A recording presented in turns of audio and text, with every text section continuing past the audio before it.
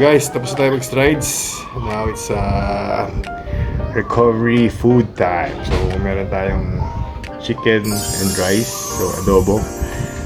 Puting adobo to guys. Sukat nito is 85 grams chicken breast cooked and 85 grams white rice. So ito yung kinakain ko lang every day para makuha ko yung aking macros. Kain guys.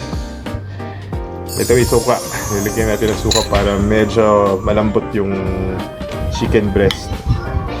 Kasi pag walang suka, medyo mahirap lunukin.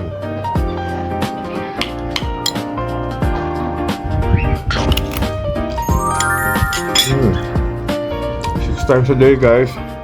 Sarap pa rin. Been doing this for 1 year. More than a year. The best. Stop.